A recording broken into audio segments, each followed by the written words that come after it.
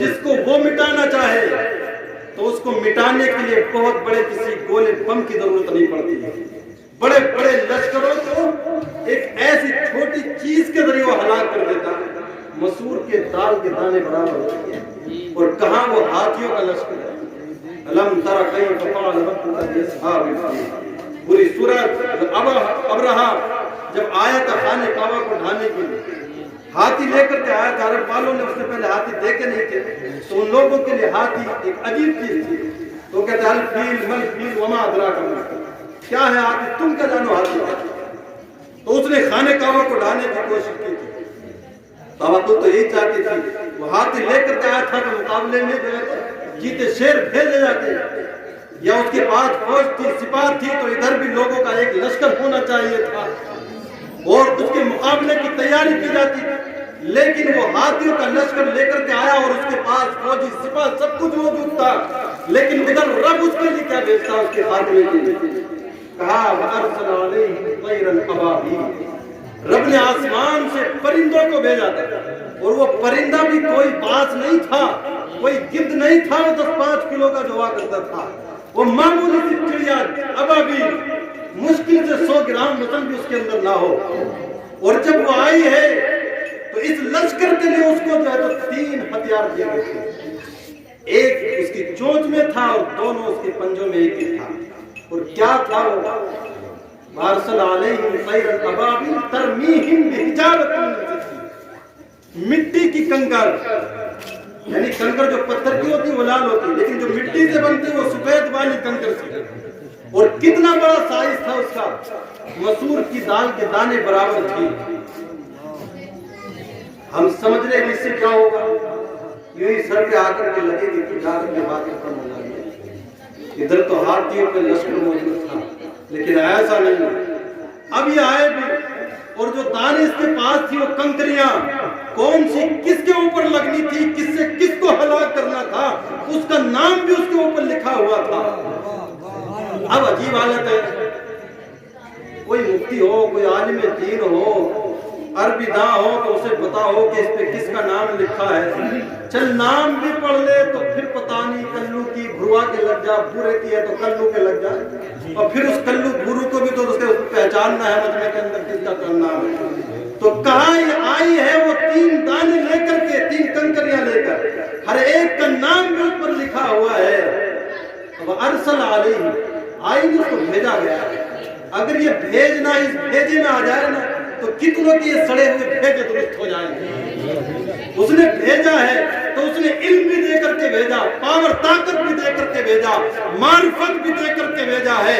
وہ آئی ہے تو اس پر لکھے ہوئے نام کی علم بھی رکھتی ہے، کس کے منہ پر لگنا ہے اس آدمی کی معرفت، اس کی پہچان بھی رکھتی ہے. اس لیے کہ وَأَرْسَلَ عَلَيْهِمْ طَيْرًا أَبَابِيلَ، اس نے رب نے بھیجا ہے ابابیل کو. تو یار جس ایک پرندے کو رب بھیجے تو وہ تو علم لے کر کے آئے، لوگوں کی شناخت لے کر کے آئے، طاقت و پاور لے کر کے آئے.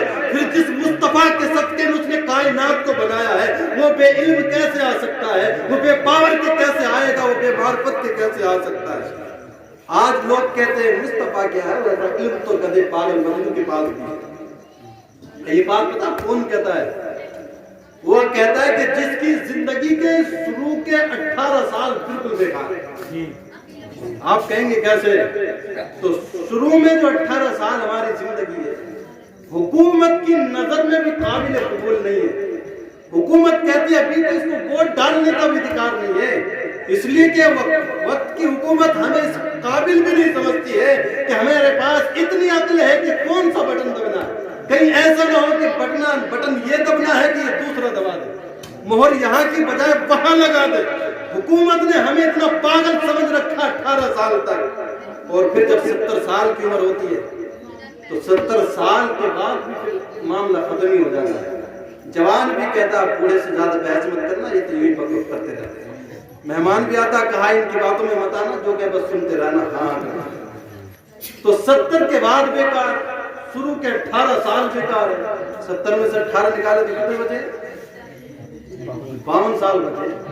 ان 52 سال کے اندر کون مصطفیٰ کو تولنے اور ناپنے میں لگا؟ بتاؤں. تو اس 52 سال کے اندر وہ فکر میں لگا ہے کہ جو پیدا ہوا تو پیسے پڑھنے کی تعلیم کی فکر تھی، بالغ ہوا تو کاروبار کی فکر تھی، شادی ہوئی تو اپنی فکر، بیوی کی فکر، بچے ہو گئے تو ان کی فکر، وہ بالغ ہوئے تو پھر ان کے کاروبار کی فکر، ان کے لیے الگ الگ کمرہ کرنے کی انتظامات کی فکر ہے اور ان کے کاروبار کی فکر لگی ہے۔ 52 سال کی عمر میں 1000 فکریں جس کے دامن میں موجود ہیں، زندگی کے کل 52 سال اور ہزاروں فکریں جس کے سینے میں ہے، یہ انسان چلا ہے مصطفیٰ کا مرتبہ پر جاننے کے لیے۔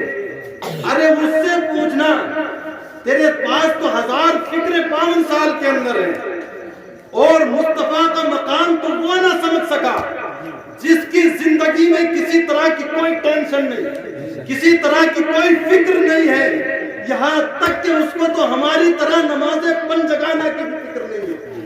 وہ طائر سدرہ بلبل سدرہ روح الامین جبریل امین ہے، وہ بھی جب کہتے ہیں تو یہی کہتا ہے، جب حضور نے فرمایا تم نے پوری زمین کو دیکھا ہے، جبریل یہ بتا کوئی ہم سے بھی دیکھا ہے؟ تو جبریل امین پتہ کہتے ہیں، قلبت مشارق الارض و مغارب، میں نے زمین کو شمال سے لے کر جنوب تک، پورب سے لے کر پچھم تک، اور یہ نہیں کہا نظر تو یا بصر تو، میں نے دیکھا، قلبت الٹ پلٹ کر خوب گھوم رہا کر الٹ پلٹ کر کے دیکھ لیا ہے، لیکن کوئی آپ جیسا نہیں۔ ایک دن جبریل سے کہنے لگے شاہ امام تم نے دیکھا ہے جہاں، بتلاؤ تو کیسے ہے ہم؟ جبریل یوں کہنے لگے ہیں محجبی تیری قسم، آفاق اگر دیدام سیرے بتا دستیدام، بس یار خوبہ دیدام لیکن تو چیزیں دی گئی۔ میں نے بڑے بڑے شاہان حسن و جمال کو دیکھا ہے، بڑے علم و کمال والوں کو دیکھا ہے، اور کائنات میں آج صرف ایک ہی ایک ذات ہے جس کو ہر نبی کا صحابی ہونے کا شرف حاصل ہے۔ کوئی اور دوسرا نہیں ہے جو ہر نبی کا صحابی ہو۔ ہر نبی کا صحابی ہے تو وہ تمام فرشتوں کا سردار جبریل امین ہے، جو آدم سے لے کر میرے مصطفیٰ تک ہر نبی کا صحابی ہے، لیکن وہ مقام مصطفیٰ کو نہ سمجھ سکے جسے کوئی فکر نہیں، اور ہم 52 سالہ زندگی میں 1000 فکریں رکھ کے مصطفیٰ کے مقام کو پہچاننے کی کوشش کر رہے ہیں۔ کیسے پہچان سکتا ہے؟ اپنی زندگی میں جھانک کر کے دیکھ، تیرے پاس ہے کیا؟ جب وہ نہ مقام، اور جو حجر میں سفر میں ہر وقت صدیق اکبر ساتھ رہتے ہو، جب ان سے بھی کہا جاتا ہے تو حضور بے بار کے دول کہتے ہیں، صدیق اکبر ساتھ تو ضرور رہتے ہو لیکن یا ابا بکر لم یعرفنی حقیقتاً غیرہ، میری حقیقت کو میرے رب کے علاوہ کوئی نہیں جان سکتا ہے۔ تو آج ایک انسان، اور وہ کہہ رہے جو 1400 سال کے بعد آیا ہے، 1000 فکر اس کے دامن میں ہے، جو 1400 سال پہلے مصطفیٰ کے ساتھ رہے وہ نہ سمجھ سکے، جبریل امین نہ سمجھ سکے تو ہماری سمجھ میں کیسے آ سکتا ہے؟ لوگ کہتے ہیں ہماری تھرئی تو تھے، کھا لیتے تھے، پی لیتے تھے، کپڑا سل لیتے تھے، گھر کا کام و کاج کر لیتے تھے، ازواج کی مدد کر دیا کرتے تھے کاروبار میں۔ نادا وہ کہا نا تو نے یوسف کو کنویں میں دیکھا تو کیا دیکھا؟ ارے نادا جو مطلق تھا مقید کر دیا تو نے مصطفیٰ کو یہاں پر بکریوں کے پیچھے پیچھے جو دیکھا ہے، سدرہ پہ جبریل کے آگے آگے نہیں دیکھا۔ مقام مصطفیٰ کو ہم کیسے سمجھ سکتے ہیں؟ اور یہ قرآن اسی مصطفیٰ کی ذات پر نازل ہونے والی واحد کتاب ہے۔ تو جب ایک کسی کو مٹانے پر آتا ہے تو یہ نہیں کہ اس کے مد مقابل چاہیے، ایک ابابیل، ایک پرندے، ایک چڑیا کو بھیج کر کے پورے لشکر کو ہلاک تباہ و برباد کر دیا۔ اب آپ سمجھیں گے اس مسور کی دال کے دانے برابر جو کنکری تھی اس سے اس کو کیا چوٹ پہنچی ہوگی؟ تو میں اپنی طرف سے کوئی ہوائی فائر نہیں، قرآن کے دامن میں جو ہے وہی میں آپ کو بتا رہا ہوں۔ فَجْعَلَهُمْ كَعَصْفٍ مَّأْكُولٍ، جس کے لگتی تھی وہاں پر خطرہ بھی نہیں تھا، جس کے نام کی تھی اسی کے لگتی تھی، کوئی کسی طرح کی غلطی کا امکان بھی نہیں تھا۔ اور کہا فَجْعَلَهُمْ كَعَصْفٍ مَّأْكُولٍ، جس کے لگتی تھی اس کو ایسے کر دیا تھا جیسے کہ کھایا ہوا بھوسا ہے۔ جانتے ہو بھوسا کتنا موٹا ہوتا ہے؟ ابھی آ رہا ہے موسم ویسا تو دیکھ لینا کتنا ہوتا ہے۔ اور پھر وہ بھی ہے نہیں کہ خالی بھوسا، کعصف ماکول، کھایا ہوا بھوسا، پھر تو وہ گوبر ہی بن گیا۔ تو جس کے لگتی تھی اس کو بالکل قیمہ اس کا کچومر بنا کر کے رکھ دیا۔